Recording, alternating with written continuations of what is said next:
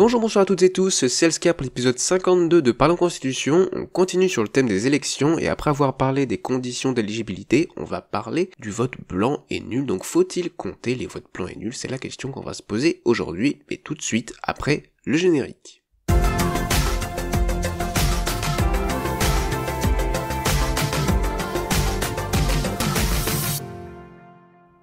Donc d'abord définissons ce qu'est le vote blanc et aussi après ce qu'est le vote nul. Le vote blanc c'est quoi?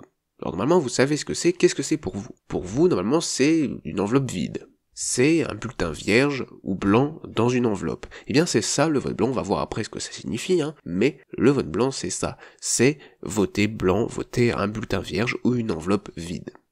Le vote nul, c'est différent, il ne faut pas le confondre. Un vote est dit nul quand il n'est pas conforme, c'est-à-dire qu'il ne peut pas être compté puisqu'il n'est pas conforme aux règles du vote. Donc c'est quoi? C'est un vote sans enveloppe, c'est-à-dire que la personne va mettre le bulletin directement dans l'urne sans enveloppe, ce qui n'est pas dans les normes, c'est pas autorisé. On est obligé de mettre un bulletin dans une enveloppe avant de mettre l'enveloppe dans l'urne. Si la personne ne fait pas ça, qu'on a un bulletin sans enveloppe, c'est un vote non conforme et c'est donc un vote nul. S'il y a plusieurs bulletins dans une enveloppe alors qu'on ne peut voter que pour un seul candidat, c'est qu'il y a vote non conforme. Parfois, dans certains types d'élections, il peut y avoir la possibilité de voter pour plusieurs personnes ou plusieurs options. Ça peut être le cas dans un vote par approbation par exemple. Mais le plus souvent, par exemple pour un vote à la proportionnelle, ou pour un vote à la majorité simple, on ne peut choisir qu'un seul des choix proposés, et donc il ne faut mettre qu'un seul bulletin. S'il y a plusieurs bulletins, c'est évidemment un vote non conforme qui sera compté comme nul, enfin compté comme nul. Compter, c'est entre gros guillemets, on verra après s'il faut compter les votes nuls ou pas. Alors, un vote à noter est aussi un vote non conforme et donc nul. On n'a pas le droit de noter des choses sur un bulletin en principe. Je dis bien en principe, car parfois des annotations sont autorisées. Selon les systèmes de vote, il peut y avoir des cases à cocher, il peut y avoir des numéros à mettre pour classer les candidats. Par exemple, dans un vote avec la méthode Borda, on est obligé de classer les candidats dans un vote à la méthode Borda, et le moyen le plus simple, c'est d'indiquer des numéros. Ces numéros sont autorisés, mais par contre toute autre annotation du bulletin est interdite. Dans ce cas-là aussi, le vote est considéré comme nul. Si le bulletin de vote est déchiré, malheureusement ça peut arriver, mais on évite de mettre des bulletins déchirés, car un bulletin déchiré est aussi considéré comme nul. On le plie soigneusement, on ne le déchire pas, on ne l'abîme pas, en tout cas le moins possible, et on met dans l'enveloppe. Évidemment, si c'est au moment du dépouillement que les personnes qui vont dépouiller vont déchirer le bulletin, forcément là c'est qu'il y a un problème, et là on peut pas considérer comme un vote nul en principe. Sinon on pourrait manipuler les élections en déchirant les bulletins de ceux qu'on ne veut pas voir élire. Le vote peut être non conforme aussi, tout simplement s'il n'est pas réglementaire. Ça peut être un bulletin qui a été imprimé chez soi avec un mauvais papier, donc le papier officiel avec un design qui n'est pas officiel, ou juste écrire un nom sur un bout de papier alors que c'est pas comme ça qu'il y a des bulletins officiels. Si le bulletin n'est pas réglementaire, le vote est non conforme, le vote est donc nul. Aussi, si le vote est non prévu, par exemple un bulletin pour un candidat qui n'a pas candidaté, tout simplement, c'est un vote non conforme, c'est donc un vote nul qui ne sera pas compté, mais on le verra un peu plus tard, et il y a peut-être d'autres cas de non-conformité, mais en tout cas, s'il y a non-conformité d'un bulletin, si le bulletin n'est pas conforme aux règles, eh bien, le vote est considéré comme nul. On met le nombre de bulletins, on met les indications autorisées, les bonnes indications au bon endroit sur le bulletin, s'il y en a bien sûr des annotations autorisées et même voulues, souhaitées, et ensuite on met dans une enveloppe qu'on va mettre dans l'urne en signant tout ça, mais on ne fait pas comme ces exemples-là, avec des votes qui sont pas prévus, des votes non réglementaires, on déchire pas le bulletin avant de le mettre dans l'enveloppe, on met pas plusieurs bulletins si c'est pas autorisé, on n'annote pas bien sûr si c'est pas autorisé, on ne met pas sans enveloppe. En tout cas, si on veut que son vote compte, si on veut faire un vote nul, on peut faire comme ça. Après, quel intérêt? J'ai envie de vous poser la question. Pourquoi est-ce que vous votez nul si vous votez nul? Est-ce que c'est par erreur? Est-ce que c'est parce que vous vous en fichez, que vous voulez juste faire une blague sur un bulletin, par exemple? Si vous avez déjà voté nul, n'hésitez pas à en parler, à donner votre expérience, pourquoi vous l'avez fait, comment vous l'avez fait, etc. Après, bien sûr, vous faites ce que vous voulez, c'est votre vote, il est secret, et il vous appartient, vous pouvez le rendre public si vous le voulez. Personne ne vous oblige. Bien, maintenant qu'on a vu cette définition, on va se poser la question d'abord des votes nuls. Alors pourquoi les votes nuls et pas les votes blancs? Parce que le vote nul c'est plus simple de prendre une décision, bien sûr. Quel sens donner au vote nul? Pour moi c'est plutôt l'erreur de vote, on va le voir juste après, ça peut être l'erreur de vote, ça peut être la non-compréhension des modalités. Certains avancent que ça peut être l'opposition aux conditions ou aux souhaits d'un candidat d'une option qui n'est pas présent. Par exemple, on met le bulletin de quelqu'un qui n'a pas pu être candidat. Pour moi, quel est le sens à retenir? C'est évidemment l'erreur, la non-compréhension des modalités. Pourquoi ça? Parce que un vote nul, eh bien c'est un vote qui n'est pas conforme dans la définition. Un vote nul, c'est un vote qu'on ne peut pas compter, et on va le dire juste après, parce qu'il n'est pas conforme, parce qu'on a fait une erreur dans le vote, parce qu'on a mal rempli son bulletin, parce qu'on n'a pas respecté les règles, donc pour moi c'est une erreur. Si on la compte comme une opposition, ça va créer une confusion avec les erreurs. On ne peut pas choisir. Enfin, pour moi, on ne peut pas dire que c'est une opposition candidat ou un souhait d'une option ou d'un candidat qui n'est pas présent, car c'est pas possible de le savoir. On peut pas dire quel est le sens du vote nul entre ces trois sens que j'ai donnés. Et en fait, pour moi, ça ne peut être que l'erreur, la non-compréhension des modalités qui a engendré cette erreur. Il faut les compter comme ça, car sinon on pourrait voter n'importe comment, dans toutes les conditions, mettre plusieurs bulletins alors qu'il en faut qu'un seul, mettre des bulletins déchirés, écrire dessus, écrire ce qu'on veut, voter pour telle personne, plus une autre personne, tiens, pourquoi pas écrire deux noms sur un même bulletin? Allez, pourquoi pas, Non. S'il y a des règles, c'est pour que le vote soit égal entre chacun. Et il faut respecter ces règles. Il faut respecter les modalités du scrutin. Donc un vote nul, c'est une erreur, c'est une non-compréhension des modalités. On ne peut pas dire que c'est une opposition, car il faudrait lire ce qu'il y a sur le bulletin, et on va pas s'amuser à lire ce qu'il y a sur le bulletin, et à le décoder, et est-ce qu'on l'interprète bien? Est-ce qu'on interprète bien? Si quelqu'un a marqué un nom, est-ce que c'est pour faire une blague? Parce que sur un vote nul, il peut y avoir le nom de quelqu'un pour qui on vote, qui ne se présente pas, ou qui n'est pas une option présente, et on peut le voter sincèrement en tant que vote nul, par contre, mais ça peut être aussi pour faire une blague. On ne veut personne, du coup on met un nom comme ça qui nous fait marrer. Vous voyez, c'est pas possible d'interpréter le vote nul contestataire. Et comme il se confond avec les erreurs, et pour garder la conformité des règles des modalités du scrutin, il faut compter tous les votes nuls comme des erreurs, des non-compréhensions des modalités du scrutin. Si vous êtes d'accord avec moi là-dessus, je pense que vous l'êtes peut-être, vous pouvez toujours argumenter en faveur du vote nul contestataire, y a aucun problème, mais pour moi c'est non, ce n'est pas un vote contestataire, ou même si ça l'est, on peut pas l'interpréter comme tel, pour des raisons d'équilibre, de sécurité du scrutin, de protection du vote en soi, parce que sinon c'est interpréter chaque vote indépendamment, et ça devient beaucoup trop compliqué, et surtout facilement manipulable. Alors faut-il donc les compter? Eh bien non. Évidemment, il ne faut pas compter les erreurs, ou alors seulement à titre indicatif pour expliquer comment bien voter si nécessaire. Ça peut être utile de compter le nombre de votes nuls. S'il y a beaucoup de votes nuls dans une circonscription, on va réindiquer la prochaine fois pour le prochain vote comment est-ce qu'on vote correctement, qu'est-ce qu'il ne faut pas faire pour éviter du coup d'avoir un vote nul, d'avoir plus de votes nuls. C'est juste ça. Si on interprète le vote nul comme une erreur, on ne va pas les compter comme les suffrages exprimés, ce ne sont pas des suffrages exprimés, on les a rejetés parce qu'ils n'étaient pas conformes. Mais on peut quand même les compter à part, on compte le nombre de votes nuls, et comme ça, s'il y en a beaucoup, on peut savoir s'il est nécessaire ou pas de refaire de l'éducation, de réexpliquer les modalités du scrutin, comment est-ce qu'on vote, etc., etc. Donc ça c'est mon avis sur le vote nul. Mais le vote blanc, c'est un peu différent. Le vote blanc peut avoir plusieurs sens également. Quel est le sens du vote blanc? Ça peut être un rejet des modalités du vote, de la question ou de toutes les options. On peut l'envisager, on vote blanc, c'est-à-dire qu'on ne vote pour aucun candidat, on ne vote pour aucune option, donc on rejette les options, on rejette les modalités du vote ou de la question, on rejette en fait le scrutin, on dit je ne participe pas, je participe au vote parce que c'est important pour moi, mais je ne participe pas à cette mascarade où je ne veux pas choisir entre ces options car aucune ne me convient, ou alors parce que la question est mal formulée, quand c'est un référendum. Donc quel est le sens à retenir? Eh bien ce sera le rejet de la question, des options ou des candidats pour moi. Pourquoi est-ce que j'ai enlevé rejet des modalités du vote? Car en fait, c'est compliqué de savoir si on rejette la question, toutes les options ou les modalités du vote. Si on rejette les modalités du vote, on pourrait imaginer qu'une personne n'aille pas voter, puisqu'elle rejette le vote, les modalités du vote, comment il se passe, donc la personne s'abstienne. Mais aussi, s'il y a rejet des modalités du vote, on peut supposer que la personne, en rejetant les modalités du vote, va préférer se présenter, voter, ou choisir une option qui puisse à l'avenir changer les modalités du vote. Pourquoi pas? Donc c'est pour ça que je l'ai pas vraiment mis dans le sens à retenir. Car si on n'aime pas comment se passe le vote, on peut voter, proposer, se présenter, pour faire en sorte que les modalités du vote changent à l'avenir.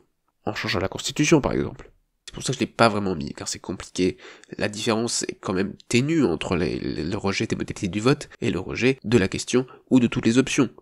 Donc l'idée reste quand même un peu cette idée de rejet. On a ce rejet de la question, des options des candidats, voire des modalités du vote. On va le retenir plutôt comme un rejet de la question, des options des candidats. Donc, faut-il les compter? Oui, pour moi c'est oui, car on peut l'interpréter en fait, on peut l'interpréter comme ça, comme un rejet de la question, des options des candidats, voire des modalités du vote. Et donc, si on le compte comme ça, il faut prévoir des bulletins vierges. Il faut en prévoir pour que les gens puissent voter blanc. Ça fait partie du vote. Le rejet du vote des options des candidats de la question, ça fait partie des options du vote. On doit pouvoir s'opposer à la question, s'opposer à l'ensemble des candidats, s'opposer à l'ensemble des options. On doit pouvoir dire non, cette façon de voter, cette question, ces candidats ne me conviennent pas. Parce que l'électeur, il ne choisit pas les candidats qui sont présents, il ne choisit pas la question qui est posée, il ne choisit pas les options. Ce sont les personnes au pouvoir qui vont décider ça. Ou pour les candidats, c'est plutôt les personnes qui candidatent qui vont décider eux-mêmes. Mais le citoyen, il ne peut pas décider de ça. Donc il doit pouvoir au moins avoir ce pouvoir de s'opposer à ces candidats, à tous ces candidats, à toutes ces options, à cette question qui est posée. Donc là j'ai marqué prévoir des bulletins vierges. Oui mais non, parce que quand il y a les questions où il y a des bulletins à reformuler ou non en l'état, eh bien c'est l'équivalent des votes blancs. Donc les bulletins à reformuler non en l'état s'additionnent en fait aux bulletins blancs. Donc vous le comprenez, je suis favorable au comptage du vote blanc, au décompte du vote blanc, à l'intégration du vote blanc dans les résultats. Et s'il y a une majorité de vote blanc, qu'est-ce qu'on fait? Eh bien on revote avec d'autres options. Tout simplement, on revote avec d'autres candidats. On revote avec une autre question et d'autres options, ou avec juste d'autres options à la même question. Faut espérer que ce soit pas le cas, que le vote blanc soit jamais majoritaire, ou très peu souvent. Parce qu'évidemment, ça pose un problème, c'est qu'il faut réorganiser les élections, il faut organiser le vote, ce qui est quand même un peu embêtant pour les citoyens qui doivent se redéplacer et revoter, et pour l'organisation qui coûte de l'argent aussi, bref, il faudrait éviter qu'il y ait une majorité de blancs pour les votes. Mais quand même, comme ce vote exprime quelque chose, il faut que s'il soit majoritaire, il s'applique. Ça sert à quoi de compter les votes blancs si ça n'a aucun impact après? Juste comme ça, titre indicatif? Juste pour réduire un peu la légitimité de ceux qui sont élus, des choix qui sont faits par le vote lors de référendum?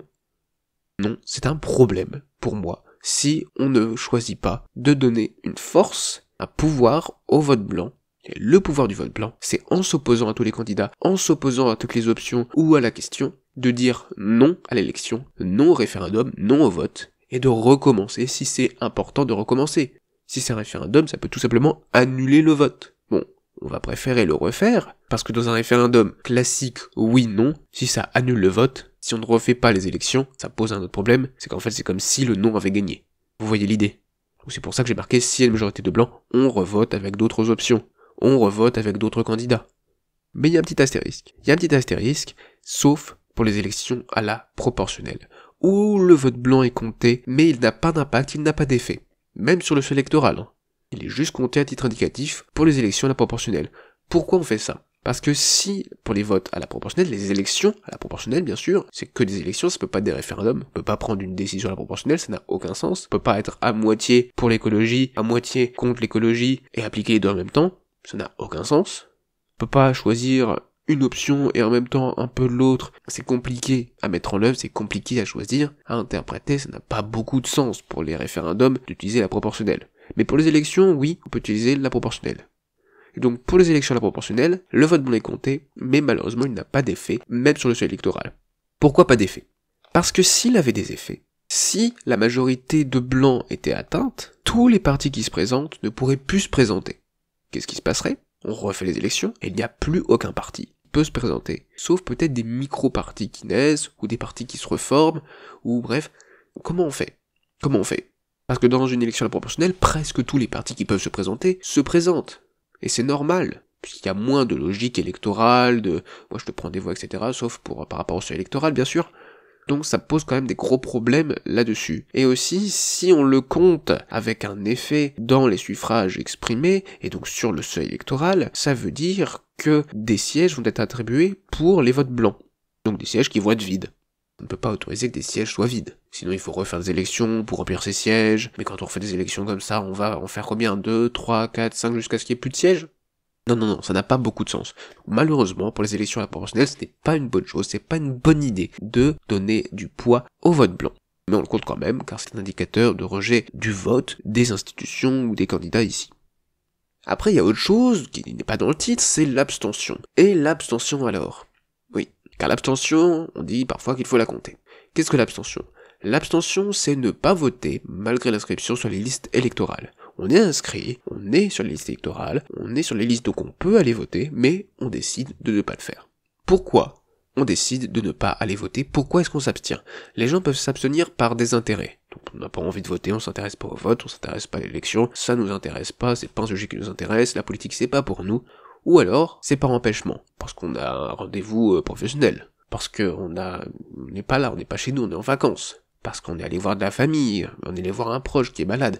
Bref, il y a plein de raisons d'empêchement, parce qu'on est malade, aussi soi-même.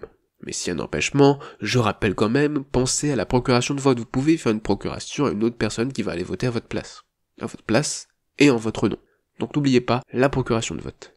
Mais il peut y avoir un autre sens à l'abstention. Ce n'est pas que du désintérêt ou de l'empêchement. Ça peut être aussi un désaccord. Eh oui, certains ne vont pas aller voter parce qu'ils ne sont pas d'accord avec la question. Donc un peu comme un vote blanc, ou au choix proposé. Toujours comme un vote blanc, ou au système carrément, voilà, des anarchistes par exemple, qui vont pas voter parce qu'ils sont contre la démocratie représentative, qui sont contre les institutions, contre l'État, et donc ils décident de pas aller voter.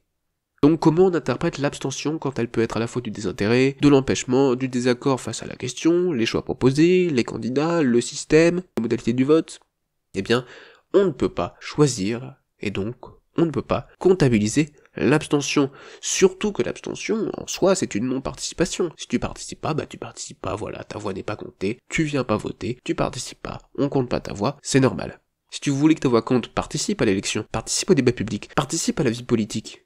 Alors oui, la vie politique, ce n'est pas que les élections, ce n'est pas que le vote. Mais pour ça, qui est quand même quelque chose d'important, qui est une prise de décision collective, si tu ne participes pas, eh ben, tant pis pour toi. C'est mon avis, hein.